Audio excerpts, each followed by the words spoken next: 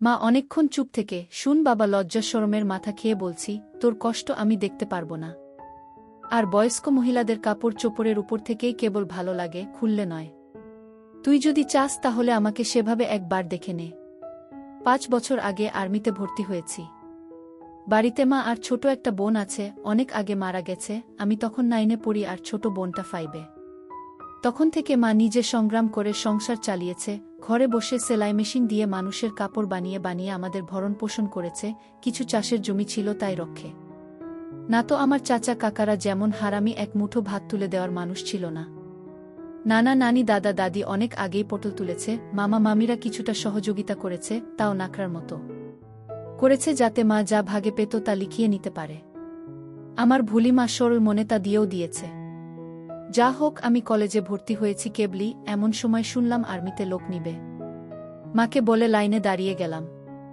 আমার নিজের উপর ভরসা ছিল, কারণ আমি মোটামুটি সব দিকেই ফিট। যেমন উচ্চতা তেমন বডি। মা বলে আমি আমার নানা মামাদের মতো হয়েছি, ঠিক পালোয়ান। বাবা কাকারা তো এক একটা টিনটিনে, সব কয়টা শুধু বদের হাড্ডি। যা হোক, ভালোই ভালোই টিকে গেলাম। বাড়িতে খুশির ঢোল বেজে উঠল, সবাই বলা বলি করল, যাক ছেলেটা কাজে লাগলো, এখন যদি সোনালির কষ্ট দূর হয়। হ্যাঁ, আমি আমার মার কষ্ট দূর করার জন্য কোনো দিকে না তাকিয়ে খেলাধুলা করার বয়সে চাকরিতে চলে গেলাম। গ্রামের বাড়ি হওয়াতে ভয়ের কিছু নেই, আশেপাশে তো কাকা চাচারা আছে। আমার বোন শারমিন আক্তার, বয়স 19, ইন্টার সেকেন্ড ইয়ারে পড়ে, বাবার মতো টিনে কাঠি, আমারই এমন মেয়ে পছন্দের না। মা সোনালী বেগম, বয়স মনে হয় 42 হবে, দারুণ দেখতে, এখনো যুবতী মেয়েদের সাথে পাল্লা দিতে পারবে। ফর্সা লাল টকটকে, মার দীঘল কালো চুল ঘন মেঘের ভেলা, এত ঘন লম্বা চুল যে তা সারা পিঠ বেয়ে কোমর ছড়িয়ে নিচে নেমে যায়। লাল টকটকে ঠোঁট আর টানাটানা চোখ, সব মিলিয়ে আমার স্বপ্নের নারী, আমার জন্মদানকারী বিধবা মা। যা চরম পাপ, যা কখনো পাওয়ার নয়। সবই জানি, সবই বুঝি, তারপরও মনের কোথায় যেন সোনালীকে নিয়ে স্বপ্নের নীড় রচনা করি। যেখানে মা নয় সে আমার সোনালী, শুধু সোনালী। আমার মনের এ গোপন চাওয়ার কথা শুধু আমি জানি। আমার সরকারি বেতনে মার রূপ যেন দিনকে দিন বেড়েই চলছে। মার গর্বে বুক সব সময় ফুলে থাকে, গ্রামে সব সময় আমার জয় জয়কার। 5 বছরে ভাঙা ঘর পাকা করেছি, এখন 4 রুমের বাড়িটা আমাদের শান্তির নীড়। এবার ছুটিতে এসেই মা বায়না শুরু করল আমার বিয়ে দিবে। যদিও এটা অনেক আগে থেকেই চলছে, আমি শুধু বারবার এড়িয়ে যাচ্ছি। আজ এ নিয়ে মার সাথে মুখ কালাকালি হয়ে গেল। মার এক কথা, শারমিন বড় হয়েছে, বিয়ে দিতে হবে। এরই মাঝে কয়েকটা সম্বন্ধ এসেছিল, তার বিয়ে হয়ে গেলে সে একা একা কিভাবে থাকবে, হ্যান ত্যান কত কথা। আমি এসেছি শুনে ছোট মামা এলো, সারাদিন থেকে বিকেলে যাওয়ার সময় আমাদের সবাইকে নিয়ে যেতে চাইল। আমরা না যাওয়াতে জোর করে শারমিনকে নিয়ে গেল, বলল 2 দিন পর মা বেটা গিয়ে বেরিয়ে আসবে আর শারমিনকে নিয়ে আসবে। আমাকে আর মাকে নিয়ে যাওয়ার জন্য আর কি এমনটা করল। সন্ধ্যা থেকে আকাশটা মেঘলা হয়ে আছে দেখে বাইরে গেলাম না। না হলে 2 দিন থেকে এসে সন্ধ্যার পর বন্ধুদের সাথে আড্ডা মারতে বেরিয়ে পড়ি। আজ গেলাম না দেখে মাও খুব খুশি। গরম গরম পকোড়া ভেজে দিল। বিছানায় বসে মা বেটা মিলে আরাম করে খাচ্ছি। মিশু, হু মা, কাউকে পছন্দ করিস? আমি মার মুখের দিকে তাকিয়ে মুচকি মুচকি হাসছি। বল না পছন্দ করিস, করলে এতদিন তুমি জানতে না। তবে হ্যাঁ, একজনকে খুব ভালো লাগে, এবং এও জানি তাকে আমি পাবো না। কেন পাবি না? আমার ছেলে কি দেখতে খারাপ? কোনো লাট সাহেবে বেটি সে রে? হা হা। তুমি দেখি রেগে গেলে। রাখবো না, এমন সোনার ছেলে আমার। আর কি না, বল তুই কে সে? বাদ দাও মা, আমার যাকে ভালো লাগে তার কথা দুনিয়ার কাউকে বলতে পারবো না, শুধু খোদাকে ছাড়া। মা আমার এমন গম্ভীর কথা শুনে অবাক হয়ে চেয়ে রয়েছে।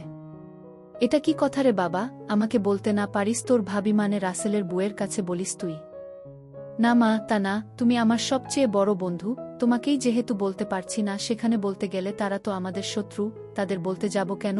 তাহলে বল না, কে সে, কোথায় বাড়ি, কোনো বাড়ির মেয়ে? আমি চুপ করে বসে রয়েছি। মা অনেকক্ষণ আমার উত্তরের অপেক্ষায় থেকে মুখ গোমরা করে চলে গেল। ঘন ঘন বিদ্যুৎ চমকাচ্ছে, আকাশটা কালো হয়ে আছে, রাতের তারাগুলো না জানি কোথায় ডুব দিয়েছে। আমি জানালার গ্লাস খুলে দিয়ে ঠান্ডা হাওয়া গায়ে মাখছি, হাত বাড়িয়ে ব্যাগটা নিয়ে খুললাম, সিগারেটের প্যাকেটটা বের করে একটা ধরিয়ে টানছি। প্যাকেট রাখতে গিয়ে মোবাইলের বক্সটার কথা মনে পড়ল। শারমিনের জন্য যা যা এনেছিলাম সব দিয়েছি, শুধু মার গুলো দেওয়া হয়নি, চেয়েছিলাম দিতে, এমন সময় ছোট মামা এলো তাই আর দেওয়া হয়নি। নতুন অ্যান্ড্রয়েড সেট, মা খুব খুশি হবে। আরেক বক্সে একটা স্বর্ণের চেইন। মার যেটা ছিল সেটা আমার এসএসসির ফর্ম ফিলআপের সময় বিক্রি করে দিয়েছিল। তখন থেকে মার গলা খালি। আরও কয়েকটা জিনিস আছে মার জন্য। আয় খেয়ে নে, ঝড় আসতে পারে, কারেন্ট চলে গেলে খেতে ঝামেলা হবে। আমি তাড়াতাড়ি সিগারেটটা জানালা দিয়ে বাইরে ফেলে দিয়ে বললাম, হা দাও। কি লজ্জা! মা সিগারেট খেতে দেখে নিল, জানে আমি খাই, তবে এভাবে দেখেনি কখনো। ঘরে বসে সিগারেট খাওয়াটা ভুল হয়ে গেছে, সারা ঘরে সিগারেটের ধোঁয়া। মা বেটা খেয়ে দিয়ে উঠলাম। মা বল, আমার রুমে এসো তো একটু। তুই যা, থালা বাসনগুলো গুছিয়ে আসছি। আমি রুমে এসে শুয়ে রইলাম। মা আধা ঘন্টা পর হাত মুছতে মুছতে এলো। কি রে বাবা? আমি উঠে মার হাত ধরে খাটে নিয়ে বসালাম। ব্যাগ থেকে এক এক করে শাড়ি, ব্লাউজের কাপড়, ছায়ার কাপড়, একটা বাদুর বোরকা, দুটো ওড়না, একটা শীতের জামা, চাদর এবং আরও একটা প্যাকেট দিলাম। প্যাকেটটা দিলাম ভয়ে ভয়ে, কারণ ওতে 2 সেট ছোট জামা কাপড় আছে। জানি না দেখার পর কি বলবে। এত কিছু কি জন্য এনেছিস? তোর কি বুদ্ধিশুদ্ধি হবে না কখনো? প্রতিবারই এত কিছু আনা লাগবে? আহ থামো তো তুমি, যা লাগে তা আনবো না। এটাতে কি রে? না, ওটা এখন খুলবে না, তোমার ঘরে গিয়ে খুলবে, আর প্লিজ রাগ করবে না। কি আছে এতে, তা তুমি খুলে দেখে নিও। আর হ্যাঁ, আরও কিছু আছে, এই বলে মোবাইলটা দিলাম। একটা থাকতে আরেকটা এত দামি মোবাইল, তোমার চেয়ে কেন কিছু দামি নয় আমার কাছে, এই বলে গালে একটা হামি দিলাম। মাও আমার কপালে হামি দিল। চোখ বন্ধ করো তো। কেন রে? আহ বন্ধ করো না একটু। মা হেসে দিয়ে চোখ বন্ধ করল। আমি চেইনটা মার গলায় পরিয়ে দিলাম। এখন চোখ খুলো মা। মা চোখ খুলে স্বর্ণের চেইনটা দেখে হুহু করে কেঁদে দিল। না মা না, কাঁদবে না, প্লিজ মা, কেঁদে না, তোমার মুখে হাসি দেখব বলে নিয়ে এসেছি, সেখানে তুমি যদি কাঁদো তাহলে আমার খুব কষ্ট হবে মা। না রে বাবা, কাঁদছি না, তুই বুঝবি না এটা কিসের কান্না। খুশি হয়েছ মা? হ্যাঁ রে বাবা, অনেক খুশি হয়েছি। এই বলে মা দাঁড়িয়ে উঠে আমাকে ধরল। আমি তো কেঁপে উঠলাম। মা কখনো এভাবে আমাকে ধরেছে বলে মনে পড়ে না। ইস কি নরম, কি সুন্দর ঘ্রাণ, ও দুটো আমার বুকে পিষ্ট হচ্ছে। মা অনেকটা খাটো হওয়াতে তার মাথাটা আমার থুতনির নিচে, চুল থেকে সুবাস এসে নাকে লাগছে। নাক মুখ ডুবিয়ে দিলাম চুলে। ধীরে ধীরে আমার ওটা শক্ত হচ্ছে। মন চাচ্ছে হাত দুটো আরেকটু নিচে নিয়ে রাখি, তবে সাহস পাচ্ছি না। মা আমার যা রাগী মানুষ, ছোটবেলায় কত বেতপিটা করেছে তার হিসাব নেই। মার মুখটা দুহাত দিয়ে ধরে কপালে একটা হামি দিলাম। আর কখনো কাঁদবে না মা, আমি যেন তোমার চোখে পানি না দেখি। আচ্ছা বাবা, আর কাঁদব না। তো যাও, লাল তাঁতের শাড়িটা পরে দেখাও তো, দেখি কেমন লাগে আমার মাকে। যা পাগল, আমি বিধবা মেয়ে লোক, এমন লাল টকটকে শাড়ি পরলে মানুষে কি বলবে? কে কি বলল তাতে তোমার কি যায় আসে? আর এখানে মানুষ আসবে কোথা থেকে? মানুষের সামনে না পড়তে চাইলে পড়ো না, এখন আমাকে তো পরে দেখাও। আমার খুব মন চাইছে সাজুগুজু করে কেমন লাগে দেখতে। তাই আমার বাবা এনেছে, আর আমি পরব না তা কি হয়? তবে মানুষের সামনে কখনো পড়তে বলিস না রে। ঠিক আছে মা, আমি শুধু আমার সুন্দরী মাকে দুচোখ ভরে দেখতে পেলেই হলো। যা দুষ্টু, মাকে কেউ সুন্দরী বলে? হা হা, তাই? তাহলে কি বলবো গো? হিহি, তুই জানিস কি বলবি। বেয়াদবি নিও না, প্যাকেটে যা আছে তাও পড়ো। কি আছে রে এতে? যাও খুলে দেখো। মা চলে গেল। আমি পিছন থেকে দেখে মুগ্ধ হয়ে গেলাম। এ মহিলার কি কখনো যৌবনে ভাটা পড়বে না? প্রায় 15 মিনিট পরে মা এলো। অসম্ভব, এ কাকে দেখছি আমি? এতদিন এক পেরে শাড়িতে যে মাকে দেখেছি তার সাথে এ মহিলার কেন মিল নেয়? কি সুন্দর, অতুলনীয়, গর্জিয়াস, মার্ভেলাস, যতই উপমা দিই না কেন কম পড়ে যাবে। মা দরজার কাছে দাঁড়িয়ে আছে, আমি বিছানার পাশে হা করে দাঁড়িয়ে আছি। মা ভীষণ মায়াবী করে হেসে চোখের ভ্রুর উঠানামা করে জানতে চাইলে, কি কেমন? আমি ধীরে ধীরে মার সামনে গিয়ে দাঁড়ালাম। কি রে, কেমন হয়েছে? দারুণ মা, খুব সুন্দর, মনে হচ্ছে অ্যাঞ্জেল। যা দুষ্টু, মাকে এমন কমপ্লিমেন্ট দিতে হয়? আমার 10 পাস মা যে এমন কথাও বলতে পারে জানা ছিল না। সরি মা বলে হাত ধরে বিছানায় নিয়ে বসালাম। আমি নিচে বসে মার কোলে মাথা রাখলাম। তুমি সব সময় এমন ভাবে থাকতে পারো না মা? মা আমার মাথায় চুলে হাত বুলিয়ে দিয়ে, কি পাগলের মতো বলছিস? মানুষে দেখলে কি বলবে? তাহলে বলো, আমি যে কয়দিন থাকবো সে কয়দিন এমন করে সেজে থাকবে কেন রে? আমার খুব ভালো লাগে মা। হি হি পাগল, আচ্ছা থাকবনি। আমি মুখ উঠিয়ে মার মুখের দিকে তাকিয়ে, ওগুলো পড়েছ মা? যা শয়তান, কিছু তো শরম কর।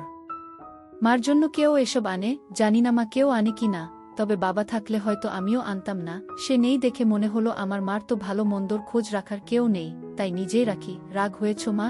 না রাগ হয়নি, কিন্তু আর আনিস না। কেন মা, পছন্দ হয়নি নাকি সাইজে হয়নি? সব ঠিক আছে। তবে কি মা? মা লজ্জায় মুখ ঘুরিয়ে নিয়ে, তুই এনেছিস ভাবলে পড়তে শরম করে রে। আজ থেকে আমাকে ছেলে নয় বন্ধু ভাববে, তাহলে আর শরম করবে না। হবে মা আমার বন্ধু। যাহ পাগল, সমবয়সী না হলে কি বন্ধু হওয়া যায়? এ যুগে ওসব পুরনো কথা মা। তাই বলে মা ছেলে, মা ছেলে, এতেই তো ভালো, একে অপরের কাছে আসা যায়।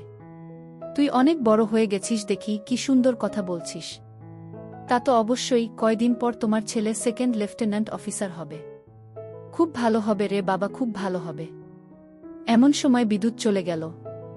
মোবাইলটা জ্বালাতো মিশু, দেখি চার্জার বাতিটা কোথায় আছে।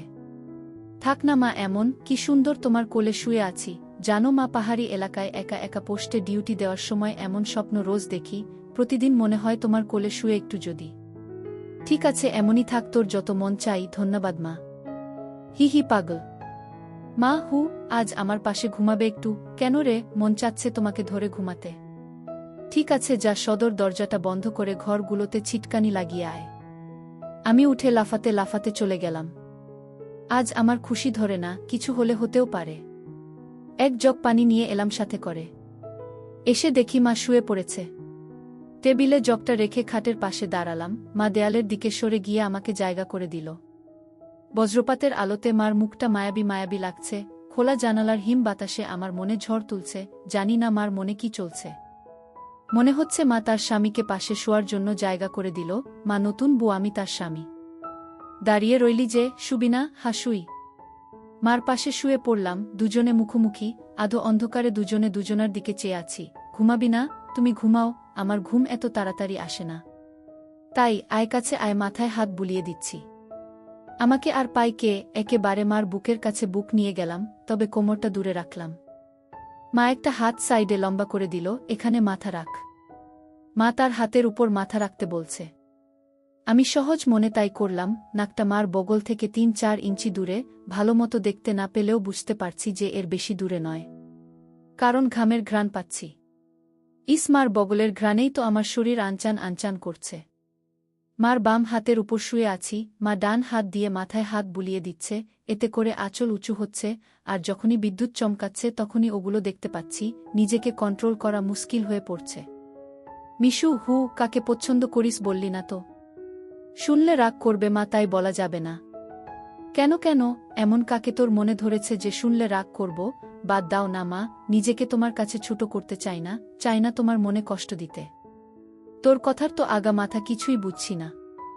নাইবা বুঝলে মা। তোমাকে একটু ধরি। মা হি করে হেসে, ধর। কি সুন্দর ঘ্রাণ গো মা তোমার। যা শয়তান। আমি মার এমন আশকারা দেওয়া কথায় সাহস পেয়ে তাকে চিৎ করে দিলাম। মন চাচ্ছে কোমরাটা উপর তুলে দিতে। মুখটা উঁচু করে হামি দিয়ে বললাম, আমি তোমাকে খুব ভালোবাসি মা। মা আমার মুখটা দুহাত দিয়ে ধরে, আমিও তোকে খুব ভালোবাসি রে সোনা। আমার ভালোবাসাটা অন্যরকম মা। কেমন রে? মা ছাড়া আরো অনেক কিছু। কেমন? শুনলে রাগ করবে না তো? বল না, এত পেঁচাচ্ছিস কেন? তুমি আমার ড্রিম গার্ল মা, তাই তো? কি? মা, জানি এটা শুনে আমাকে খারাপ ভাবছ, এজন্যই বলতে চাইছিলাম না। আমি তোর মা মিশু, এমনটা কিভাবে ভাবতে পারলি? জানি না মা, শুধু জানি আমি তোমাকে প্রচণ্ড ভালোবাসি। তোমাকে ছাড়া কাউকে ভাবতে পারি না। চুপ কর বেয়াদব, এমন কথা বলতে তোর মুখে বাজছে না? সরি মা। এই বলে তার উপর থেকে উঠে খাট থেকে নেমে পানি খেলাম। মাও বিছানার উপর উঠে বসেছে। বুঝতে পারছি সে অবাক হয়ে আমার দিকে তাকিয়ে আছে। জানালার ধারে গিয়ে দাঁড়ালাম। বৃষ্টি থেমে গেছে, তারপরও আকাশ কালো হয়ে আছে। চাঁদ তারা কোথায় যেন লুকিয়ে গেছে আজ। ঠিক আমার হৃদয়ের মতো চারিদিকে অন্ধকার। এমন সময় কারেন্ট এলো। ঘরটা আলোকিত হয়ে গেল। আমি জানালাটা লাগিয়ে দিলাম, পর্দা ঝুলিয়ে দিয়ে ঘুরে দাঁড়ালাম। মা বিছানার উপর হাঁটুতে মাথা দিয়ে নির্বাক বসে আছে। ফ্যানের হাওয়া আমার রেশমি চুলগুলো দোলা দিচ্ছে। মনে হচ্ছে নববধূ বসে আছে। মা মুখ তুলে আমাকে তার দিকে এক মনে তাকিয়ে থাকতে দেখে, এখনে আয়। আমি মার কাছে গেলাম। বসলাম। মা আমার পিঠে হাত বুলিয়ে দিয়ে বলে, এমনটা হয় না বাবা, আমার লক্ষ্মী সোনা ছেলে। আমি কিছু মনে করিনি। আমি জানি তোদের বয়সের ছেলেদের ফ্যান্টাসি হয় খালা, চাচিরা। তবে মাকে নিয়ে ফ্যান্টাসি রচনা করা একটু বেশি হয়ে যায়। সরি মা। আমার ভোলি ভালি মা যে এতটা বুঝে, এতটা পোক্ত আমার জানাই ছিল না। এত অনেক শেয়ানা। ঠিক আছে, চেষ্টা কর আমার উপর থেকে মনটা সরিয়ে অন্য দিকে নিতে, বিয়েটা করে নে, দেখবি সুন্দরী বউ পেলে মাকে ভুলে যাবি। আমি মাথা নিচু করে, পারবো না মা, প্লিজ, নিজের সাথে অনেক লড়াই করেছি, আমি ক্লান্ত মা, কিছুতেই তোমাকে মন থেকে সরাতে পারি না। কেন রে, কি এমন পাস আমার মাঝে? আমি মুখ তুলে মার মুখের দিকে তাকিয়ে, জানি না মা, শুধু জানি তুমি আমার সব, তোমার কথা চিন্তা করলেই আমার কি তোর পাগল হয়ে যায় মা। মা মুচকি হেসে, ও কিছু না, নিষিদ্ধ জিনিসের প্রতি টান একটু বেশিই হয়, আমি তো বুড়ি হয়ে গেছি, তুই যেমনটা ভাবিস তেমনটা আমি আর নেই। মার এমন কথা শুনে আমি কেঁপে উঠলাম। মা কি ইশারায় আমাকে বুঝালো যে তার জিনিসপত্র আর আগের মতো নেই, দেখলে আমার পছন্দ হবে না? দেখ বাবা, এক এক জনের এক একজনকে ভালো লাগে, তাই বলে কি তাকেই নিজের করে পেতে হবে এমন কেন কথা আছে? অন্য কেন মা হলে এসব কথা শোনার সাথে সাথে চিৎকার চেঁচামেচি করে বাড়ি মাথায় তুলত।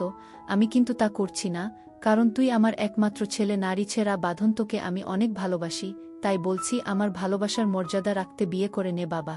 দেখবি ধীরে ধীরে আমার থেকে মন বোমার দিকে চলে গেছে। ধন্যবাদ মা, তুমি আমার কথা মন দিয়ে শুনেছ এবং যুক্তি দিয়ে ভালো মন্দের বিচার করেছ বলে।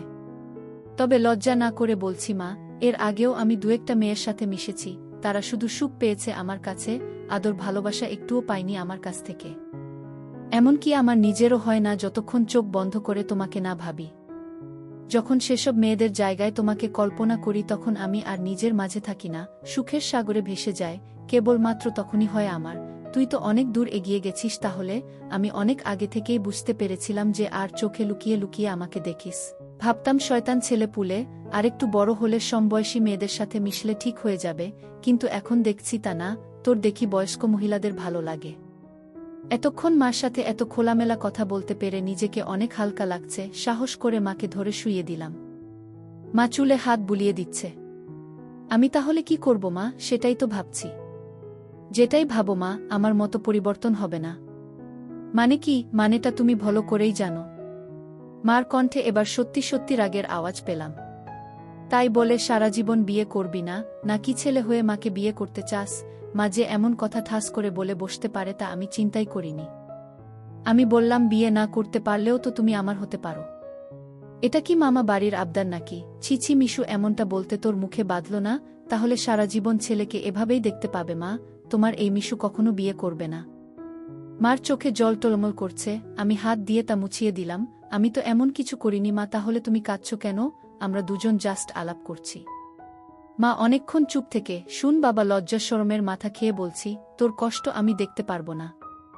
আর বয়স্ক মহিলাদের কাপড় চোপড়ের উপর থেকেই কেবল ভালো লাগে, খুললে নয়।